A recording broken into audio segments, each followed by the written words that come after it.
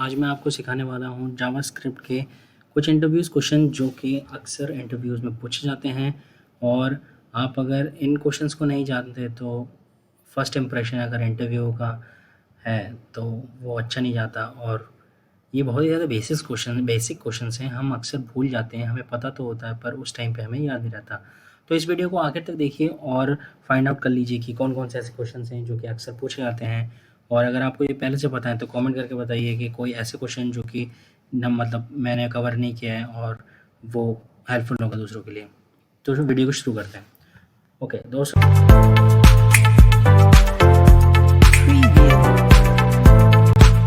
तो सबसे पहला क्वेश्चन ये है कि इंटरव्यू में सबसे ज़्यादा अक्सर पूछा जाता है कि डेटा टाइप्स कौन-कौन से होते हैं जो कि हम यूज़ कर सकते हैं जावास्क्रिप्ट में। तो सबसे पहला है boolean, then null, undefined, number, string and symbol. तो इनके मैं एग्जांपल एक बार दिखा देता हूँ आपको, रुकिए। तो यहाँ पे मैंने ऐसे करके कुछ बना रखा था पहले से। तो a equal to false, b equal to c equal to 1 2 3 ऐसे करके मैंने दिए हैं। तो एक चीज़ मैं वहाँ लिखना भूल गया, जो है ऑब्जेक्ट भी एक टाइप होता है। ऑब्जेक्ट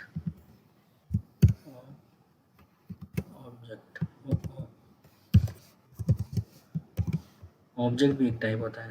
तो इसको मैं एग्जीक्यूट करके देखता हूँ। रुकिए, Boolean, string, number, object, undefined, क्यों ये आया देखते हैं। यहाँ पे देखिए, पहला था फॉल्स ट्रू होता है बुलियन, ABCD इन्वर्टेड कॉमास के अंदर होती है स्ट्रिंग, 1 2 3 ये सब होते हैं नंबर। इवन अगर मैं 0.9 भी लिख दूँ तो भी ये नंबर ही होगा। यहाँ पे फ्लोट वगैरह का कोई कंसेप्ट नहीं होता जावा की तरह। देन एरे भी एज एन ऑब्जेक्ट लिया जाता है। ऑब्जेक्ट तो ऑब्जेक्ट ही है कर्ली ब्रेसेस के अंदर जो है। एंड अगर वैल्यू डिक्लेयर है और असाइन नहीं है तो वो अनडिफाइंड के नाम से आएगी, ये भी टाइप है। और नल भी एज एन ऑब्जेक्ट ट्रीट किया जाता है। हाँ जी, ये अक्सर क्वेश्चन लोगों को कंफ्यूज कर देता है कि what would be the type of null. वो यूज़र अक्सर लोग बोल देते हैं अनडिफाइंड, अनडिक्लेयर, पर इसका आंसर है ऑब्जेक्ट। अच्छा जी, ये तो एक इशू, ये ऐसा एज अ बग है जावास्क्रिप्ट लैंग्वेज के अंदर ही।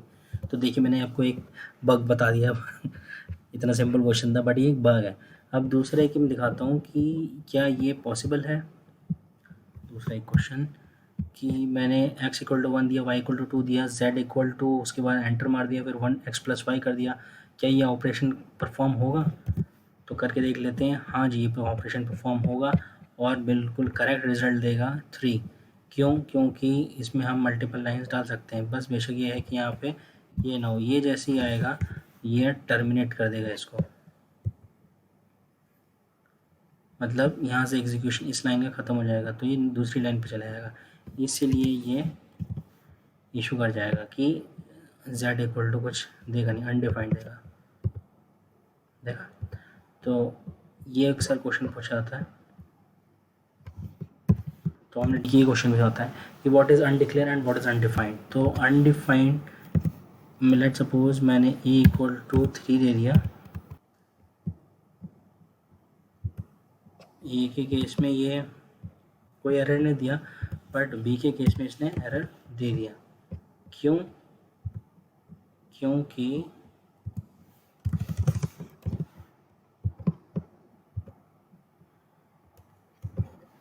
क्योंकि ए तो आपका डिक्लेयर है और उसकी वैल्यू डिफाइंड नहीं है, तो ये अनडिफाइंड हो गया। और बी जो है वो डिक्लेयर ही नहीं है, तो इसलिए अनडिक्लेयर हो गया वो। मतलब वेर, लेट, कॉन्स्ट ऐसे करके हम डिक्लेयर करते हैं, वो चीज़ इसमें है ही नहीं, इसीलिए वो कह रहे हैं अनडिक्लेयर। तो अनडिक्लेयर और अनडिफाइंड में डिफरेंस समझ में आ गया।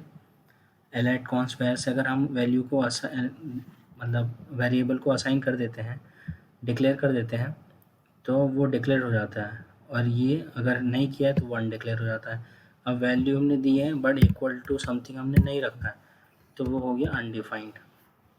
और ही सिंपल था ये भी, ठीक है। अब एक और क्वेश्चन देख लेते हैं हम कि लेट, कॉन्स्ट और वेर में डिफरेंस क्या है।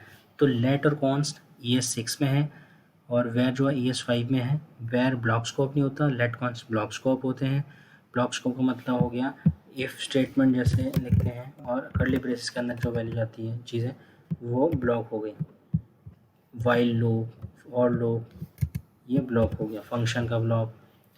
तो इसके अंदर अगर वैल्यू है लेट के साथ डिक्लेयर, तो वो वैल्यू उसी ब्लॉक के अंदर एक्सेसिबल होगी। वेर के केस में नहीं है, वो उसके बाहर भी एक्सेसिबल हो जाती है। तो ये डिफरेंस है। दूसरा ये लेटर कॉन्स्ट में क्या डिफरेंस है कि कॉन्स्ट को अगर मैंने एक बार डिफाइन कर दिया, कॉन्स्ट 5, तो A मैं 6 नहीं कर सकता।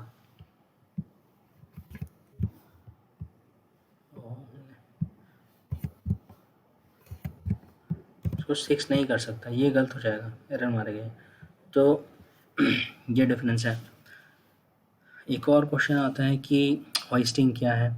मैंने होइस्टिंग अगर बोलूँ कि it's a JavaScript hoisting reference to refer in JavaScript, hoisting refers to the process whereby the interpreter appear to move the declaration of variables and functions at the top of the scope prior to the execution. It's called hoisting. मतलब हुआ ये कि मैंने ये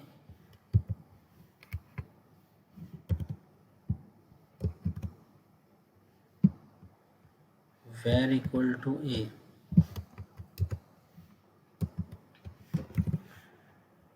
declare बाद में किया, पर उसको एग्जीक्यूट पहले कर लिया, तो एरर नहीं आएगा। क्यों? ये ऊपर आ जाएगा और इक्वल टू ए को डिक्लेयर कर देगा, बट ए इक्वल टू 5 करूँगा पर असाइनमेंट बाद में ही होता है, तो स्टिल ये एरर नहीं देगा। तो ये होता है होइस्टिंग। एक और क्वेश्चन आ जाता है कि एरो फंक्शंस क्या होते हैं जावास्क्रिप्ट में। एरो फंक्शन बेसिकली फंक्शन बनाने का एक तरीका ES6 में इंट्रोड्यूस हुआ है, जो कि कुछ इस तरीके से है कि मैंने मान लीजिए एक ले लिया माई सम इक्वल टू, और ये ब्रैकेट दे दिया, इसमें A, B दे दिया, इक्वल टू लिखा, फिर ये बना दिया। तो ये जो ये है इस टाइप का सिंटैक्स, यही एरो है एक्चुअली। और ये दे दिया, एंटर मार दिया मैंने एंड रिटर्न कर दिया, A प्लस B कर दिया, तो ये एक एरो फंक्शन हो गया। अब मैं अगर चाहूँ तो माई सम और इसमें वैल्यू में दे दूँ 1, 3, तो ये एक एरो फंक्शन है। इसको मैं असाइन कर देता हूँ ABC के अंदर, और अगर मैं console लॉग करूँगा console.log ABC को, तो मुझे क्या मिलेगा भाई, 1 + 3 = 4, तो मुझे मिलेगा 4।